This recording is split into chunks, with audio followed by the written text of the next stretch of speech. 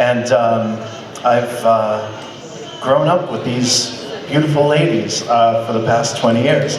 And if you can see, look at the screen, you'll see me with the beautiful ladies, Georgia, Emily, and Dolenz, and Georgia, Emily, and Charlotte. I think that was right around about 97 or so. And also another woman who's near and dear to my heart.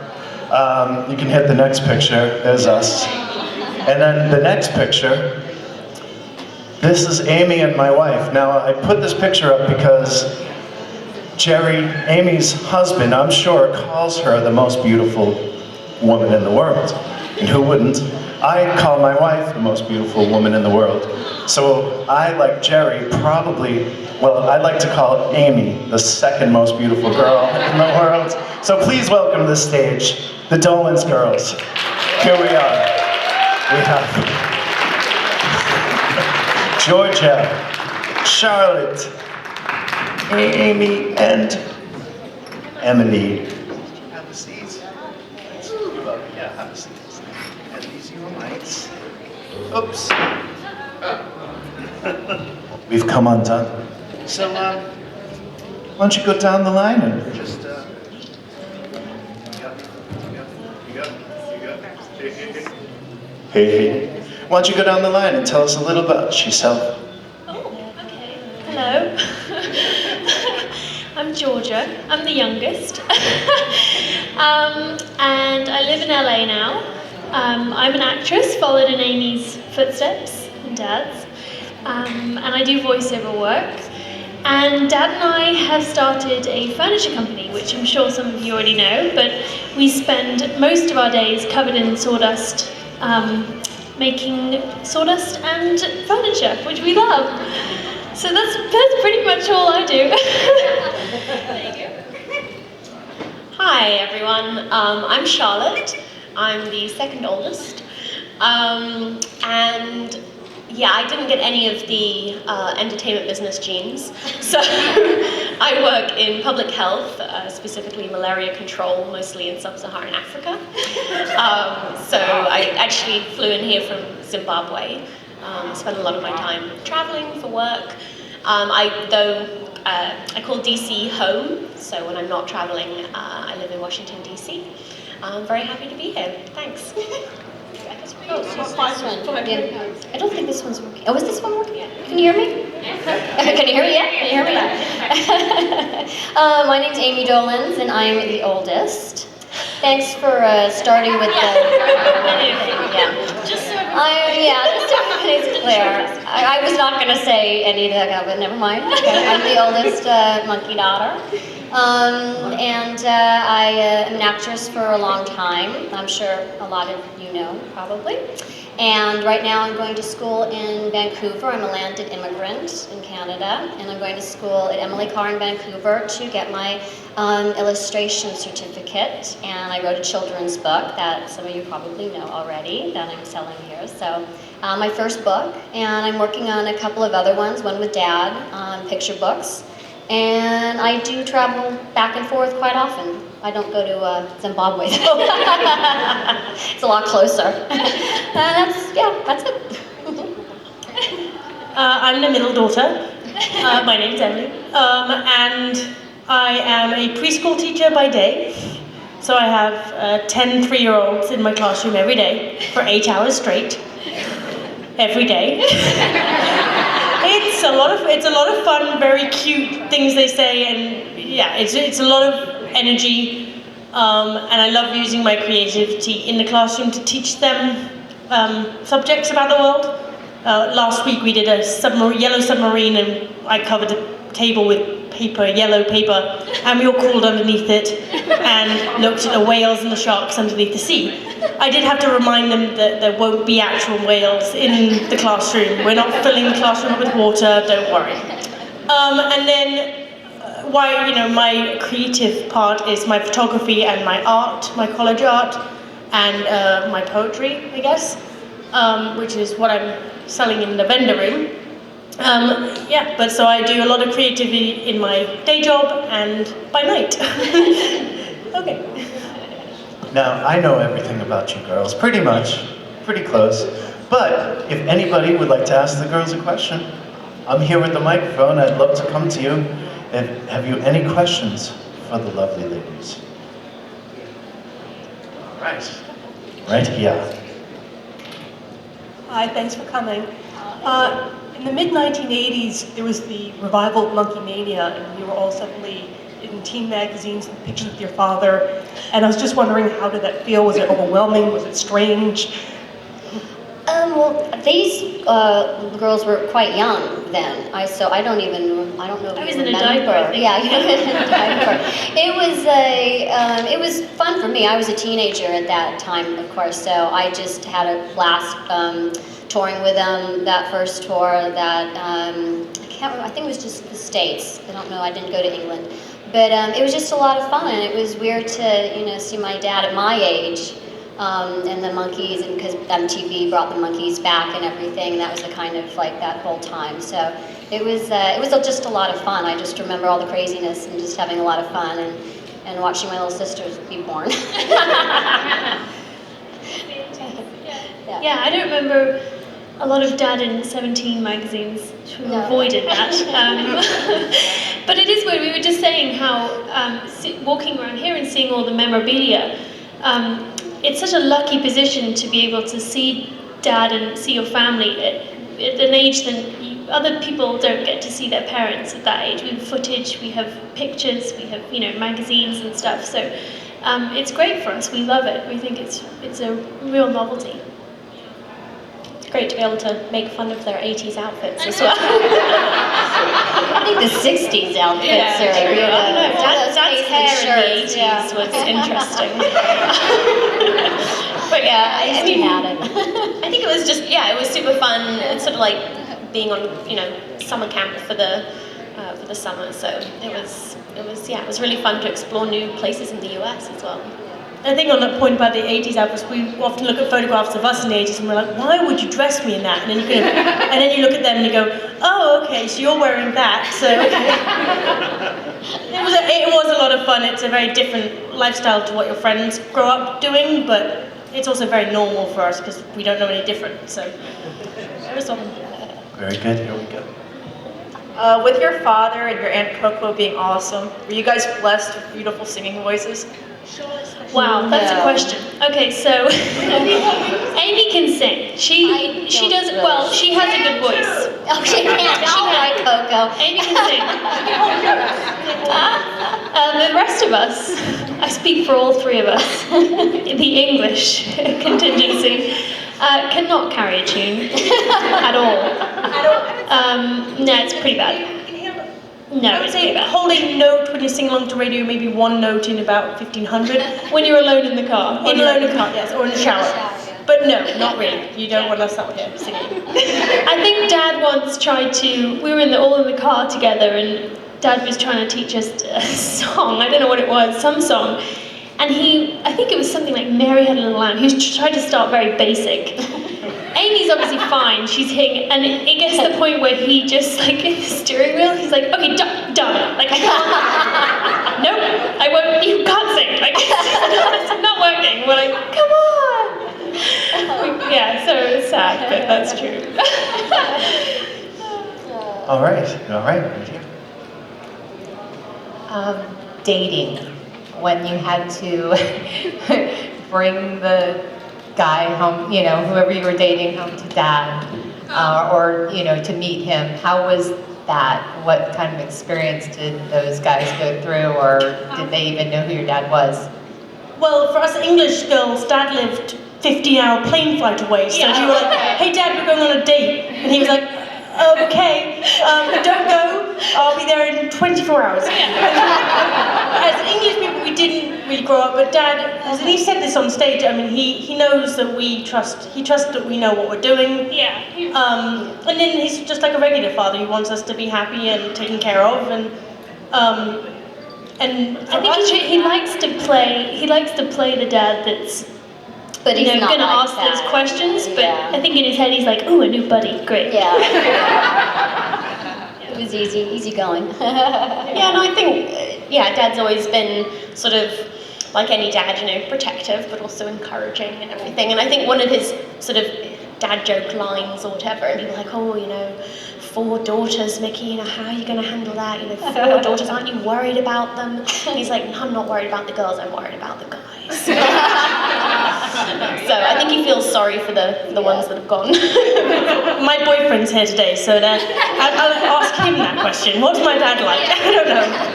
And I think if you break one of our hearts, he refuses to say their name anymore. I don't think he says an ex-boyfriend's name.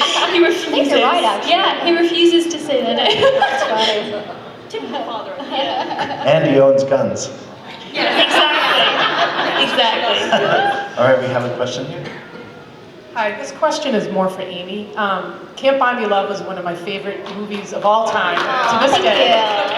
And I was just wondering, what was it like to work with Patrick Dempsey back then? Because he's come a long way. Who? What? Patrick Dempsey. Oh, Patrick Dempsey. Yeah. No, he was wonderful to work with. I did a couple scenes with him. I remember one time he almost, my hand was on the table and he threw down one of those trays, you know, food trays, and he like missed my hand like that much, and so I just really remember just kind of scooting a little bit more this way, because he had to do it over and over again, and I just, you know, sweating bullets there a little bit, just, you know, don't put it on my hand. But other than that, he was just really, really nice. If I run into him, he always says hi, and, you know, asks how I'm doing and stuff, but really, really, really sweet guy, very professional, very dedicated actor. Yeah. Hi, nice to meet you all or see you. I was just wondering, your father is so comical. I have a 2-part question actually. He's so comical, I was wondering if he's like really silly like that as a dad. Yes. Yes. That is not an act. You'd think, but no. Even 7 a.m. in the morning, it doesn't matter. He is just the life and soul, cracking jokes. We've also heard all of his jokes. Like any other father person, it's just, oh, Dad, that one again. Okay, good. Yep. No, he's a very funny dad, yes. Oh, and my other question was, yeah, you kind of grew up with the Jones girls, so I was wondering, you're still really close with them all the time? Because you're around the same age. I didn't tell you this, I just had lunch with Sarah and Talia. Yeah, so I just had lunch with them about like 5 days ago in LA. Yeah. So, I talk to them and stuff, and they're doing great. I know Talia and Sarah a little bit more because we're the same age range, but you guys know the younger daughters Jess and Annabelle. a little bit more. I lived in London for the longest after these guys all went off to America, but Annabelle lived in London for years, so I'd see her and stuff, but yeah, very close. Hi, it's great to see you all. Thank you for coming to joining us at this convention. It wouldn't be as wonderful without you guys. You know, we adore you all. Thank you. And I wanted to ask, I believe for Georgia, I was watching Criminal Minds a while back. It's one of my favorite shows, and I was watching it, and I looked at the credits and said, Georgia Dolenz. That's Mickey's daughter. She was on Criminal Minds, and I'm like, oh, please don't make her the unsub. Oh, please don't make her the unsub. Please don't make her the unsub. Sadly, I was, yes. That's very creepy to watch, by the way. Yeah. It really, how was that experience being on Criminal Minds? Because it's like, wow, that was so weird to watch for me. How was it for you being in that? It was great. I loved it. You know, I do a sort of normal acting. I normally do comedy. I do a lot of Groundlings stuff, you know, doing a sketch show next week, and so that was a bit weird because I was like, this is going to be, I'm dying, I'm in a well. Yeah, it was a little intense. They had me it started out as a hot tub, and slowly over 7 hours became a cold splash pool. But yeah, it was great. They had the whole safety team with me because they had a whole heavy grate over my head. So everyone was really concerned that I would drown, which I was a bit scared about. I thought, isn't this under control? Isn't this what you do professionally? But yeah, everyone was great. It was a really good shoot, really lovely people, great cast. I mean, they've been doing it for, 7 years or something ridiculous, yeah. It was lovely, I loved it. Good fun. So, anybody who doesn't know what the Groundlings are, it's a comedy troupe based in California. In Los Angeles, yeah. Yeah, And some of the alumni include Phil Hartman, yeah? Yeah, Will Farrell. Will Lisa Farrell, Kudrow, yeah. Pee Wee Herman. Yeah. the Oh, yeah, he Groundlings. did, yeah. Yeah, so, and Jordan, I mean, it's a tough play, you know, it's a tough company to It is. get into. I'm at the last stage. I'm like just before the Sunday. And she's gonna make it. So you might see her on SNL someday, guys. You never know. You never know. I would love to see like the first English, actor. I know. Well, that's the thing. I don't think they've had an English one, so I might have to yank it up a bit. See that? I believe it's Hi guys. I believe it's gonna- So keep your eye out. All right, we have a question here. Hello again, guys. Hello. All right, we love the Monkees. We listen to the Monkees. What I want to know is, do you listen to the Monkees? How often? And aside from the Monkees, what kind of music do each one of you listen to? Like, who's your favorite band or group or singer? Good question. No, I love listening to Monkees tunes as well. I think it's quite nostalgic. It's sort of when we, especially talking about the 80s tour, when we were very small, we had to go to bed before the end of the show. So you sort of always hear the last sort of 3 or 4 songs kind of in the distance, and it sort of makes me feel quite nostalgic to hear the sort of closing songs. But other stuff I listen to, I have quite a broad musical tastes, I guess. I love Pandora because it allows you to kind of have different shows and learn different music. I went and saw Salt and Pepper live the other day, which was amazing. That was fantastic. But yeah, everything from Billie Holiday to Salt and Pepper, everything in between. Yeah, same with the Monkees. I listened to 60s music for most when I was a kid. I loved it. And then now, I went through a big country stage. Like, I love country music. Yeah, I was obsessed with it. I got like the 4 CD track best country driving tunes or something. And I just saw Inside Llewyn Davies, which is a great film, and I just bought that album. That kind of music I love. Country rock, kind of folk music. I love it. I also listen to the Monkees sometimes. It's weird. Usually when Dad wasn't in town, I couldn't listen to it or watch the show because I'd miss him so much. But I do listen to a lot of 60s anyway, 60s radio station, and not really one in particular band I listen to. I just kind of have a big array of, groups and music too. I can, listen to anything, to like country music sometimes, or disco, because I kind of grew up in that kind of era when I was little. So way back when, heavy metal, my friend Chanel got me into that though. Headbanging stuff in the 80s. Chanel is way the too much fifth- hairspray. Chanel is the 5th Dolenz daughter. Yeah, exactly. But yeah, so all kinds of music, and of course the Monkees. Well, yeah, again, same thing there. And yeah, it's definitely a different tone listening to the Monkees because it's your dad singing, so it definitely brings up childhood memories. And it's very hard to get away from it because, you're dancing in a club in university, you're out drinking, and then there's Dad's voice watching over you while you sing. I can't make out with you right now because Dad's singing. And just little things like that, just going around having a coffee, and then you're like, oh, yeah, Dad, okay. I tend to listen to like Norah Jones, Jack Johnson, more acoustic, just guitar kind of quieter music. I really like that things, and then just different a bit of country here, a bit of rock, something like that. So all around stuff. Okay, we have a question from Brazil. Hi girls. Hi, so hello. I'm from Brazil. Hello. And I kind of have a different question related to the fans. I have been coming to the US to see the Monkees for the past 21 years. And I've seen you when you were kids, I know every stars and everything. How your relation to the fans? Because I kind of felt like guilty because we fans, we steal your day from you. We spend more time with the fans than with you all. So what is your relation to the fans? I have a wonderful relationship and I've had one for such a long time.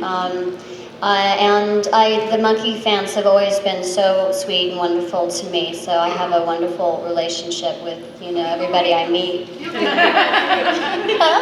You don't hate us. Oh no, definitely not. No, I think we all feel very privileged and incredibly sort of honoured that people want to be here and talk to us. And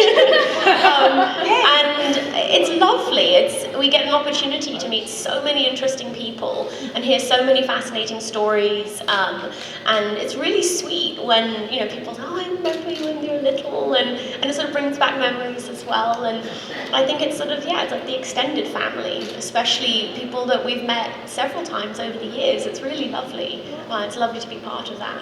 We were also taught from a very young age that the fans, kept Dad's job going, and I meant in a way that you would say any person's mum and dad, you'd be, oh, the boss is coming for dinner, you need to be okay. So we appreciate that you are all here supporting our dad, and he has such love for you guys as well that we were taught that from him. And it's any I think appreciation. If Dad was an architect, which was I think his first line, and someone was admiring a building, it's always touching. It's always lovely. You don't take his time. It's like a validation that he's doing all this work and people appreciate it. So it's a lovely thing. And we remember you. You're from our childhood. You used to stand with your banner, your Brazil banner. We were like, yeah, I know. We're your fan. It's the other way around. Okay, right here. What's it like when you see Monkees episodes when your dad was so young, and seeing the other Monkees when they were so young? I see Emily on screen. Yes. I was just thinking, it's like, oh, I didn't know I had a TV show. Yeah. She had a whole TV show. Yeah, I think a little bit what Georgia said earlier. I think it's fantastic that we have our dad on film so young. I'm sure people weren't really making home movies and stuff back then. So it's kind of an insight into his youth that I think is quite fun to see. It's like watching kind of public home movies, I guess. So yeah, it's really funny. It's funny to see him be so sort of wacky and goofy and yeah, and I think when we were too small to really understand what it was, I think we just kind of thought that he'd just made these for us to sort of watch, because when you're really young, I don't understand why Dad's in the television, but I think it's also looking back on some of the interviews with Dad, not maybe just the acting, but when he interviews him and we see that, for me it also it gives me insight to how he grew up, and you think of what you were doing when you were 20 in just normal life. It explains who he is and how he is and how he reacts to all of you lovely fans, and it's a great way of knowing who he was before we existed and how he became who he is. Yeah, crazy, yeah. I think you guys just got it. Yeah, that's how I feel too. Ditto. I'm not going to repeat it. Ditto. So, oh, that's loud. What's the guy got to do to get a date? What's the guy got to do? I think we're all taken right now. Well, I'm married. Sorry. But, I was actually going to ask if there was any opportunity or time or anything for the fans to get pictures with all four of you. Is there any way? No, I don't know what the schedule is. Oh, there is a time. There is a time. Oh, there is one set? I have no idea what that time is. I think at 4 o'clock today, if the professional photographer will be taking pictures between 4 and 4:30. Oh, well, there you go. Informational, thank you. Or come see us in the vendor room in Or something like that.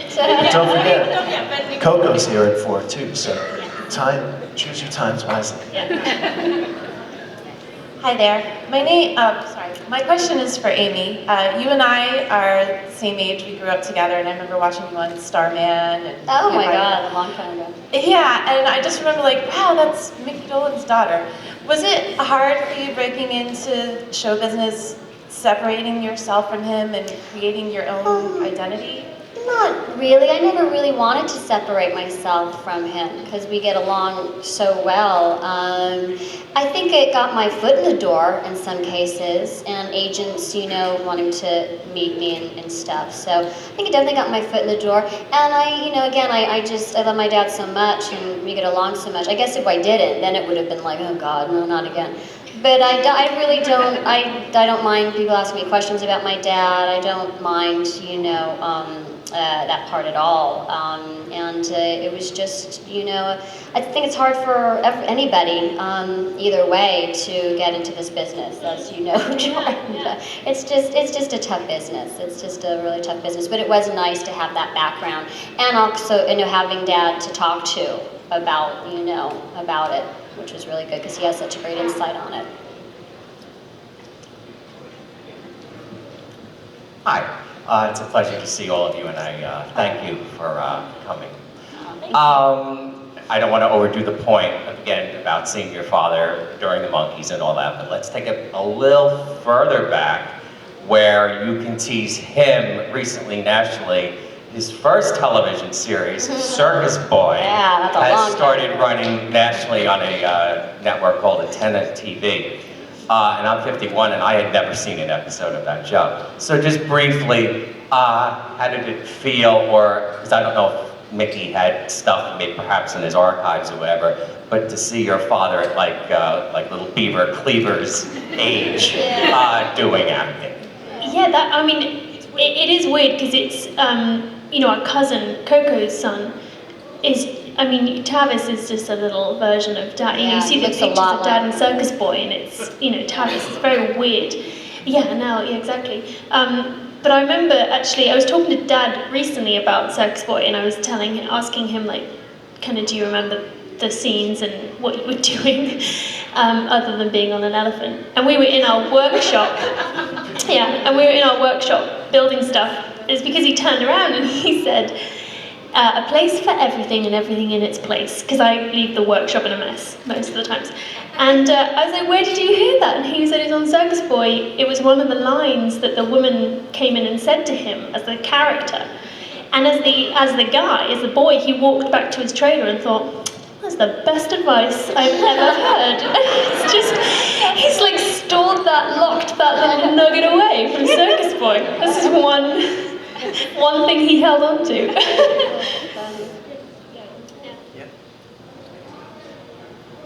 Hi, I'm Charlene, and my father was like a professional drum player, and I'm a daddy's girl.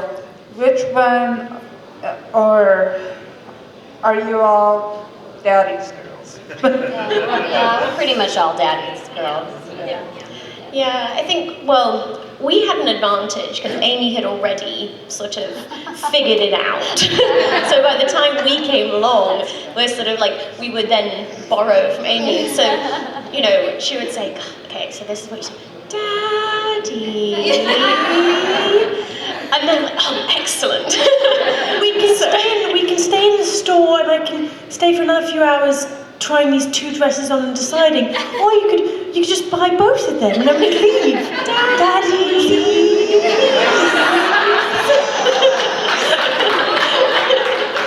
Taught us well. Amy taught us well. Daddy's little girls. Yeah. We've probably given him a lot of grief in his time, but yeah, I think we're all exceptionally close. I think I might be the son he never had, because I'm in the workshop. Yeah, I do welding, so yeah. Hi, I'm Michelle. Michelle, what is your favorite? Each of you, I'm sure, has a distinct memory. I'm sorry, I can't. Each of you has a distinct memory of some childhood moment with your dad. Can you tell us a little bit about a special memory that still is your favorite? That's hard. Yeah. I don't know any memories. I don't know any memories. For my 16th birthday, Dad's his gift to me was we would climb Mount Whitney together.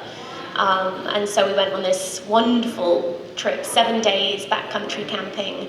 And reaching the summit of Mount Whitney together was a really quite incredible moment. We were filthy and tired, but that was, it was a spectacular trip and really lovely to spend that time with my dad.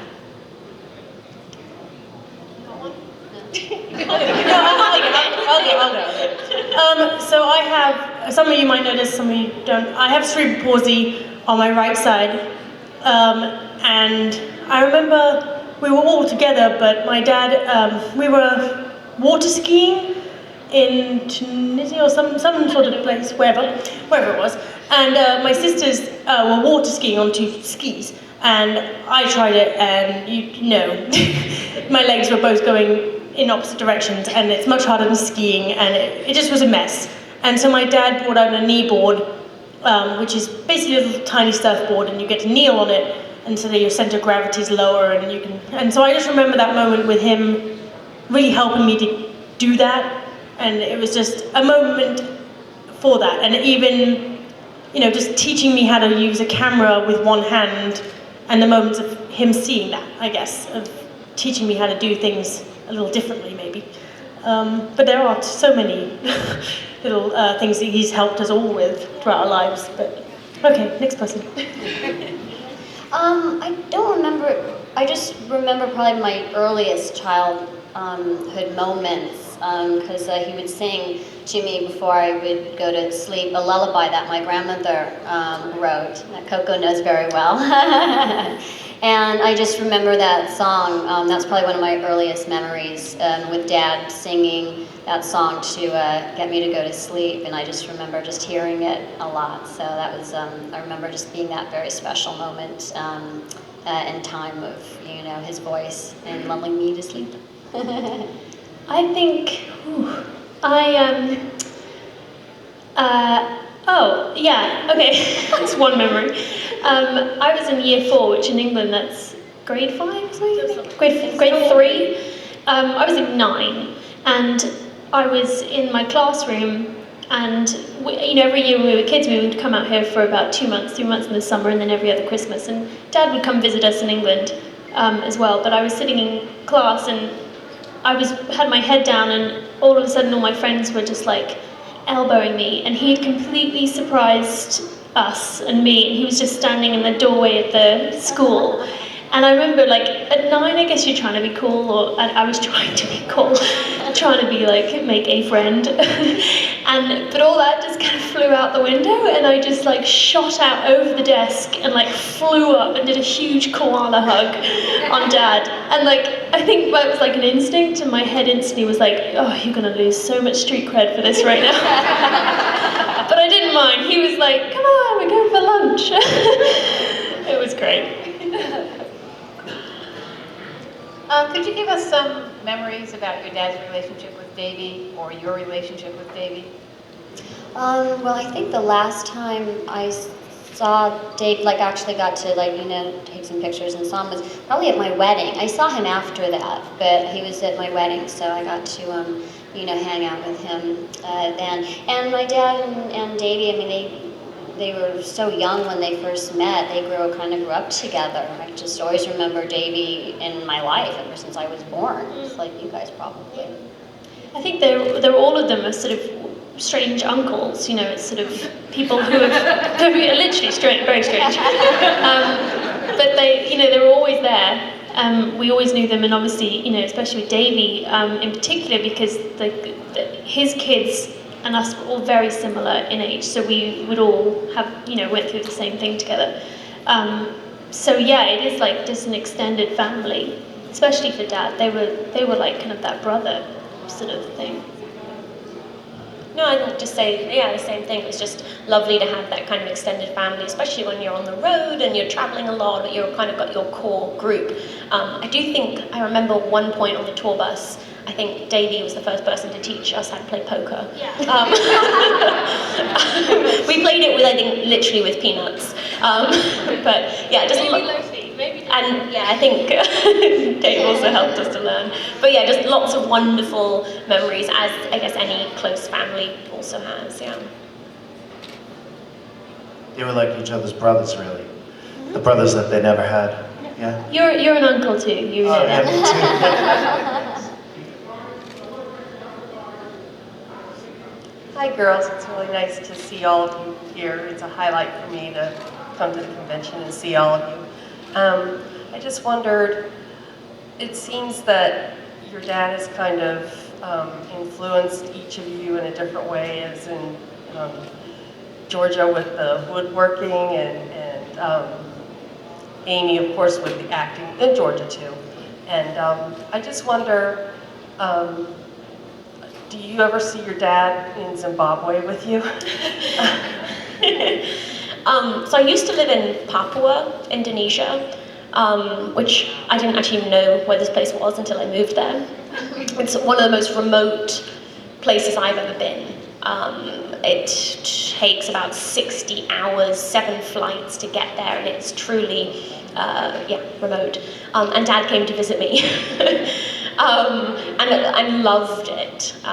And so, yeah, I think obviously everybody sort of sees the entertainment side of Dad, and but you know, we also grew up.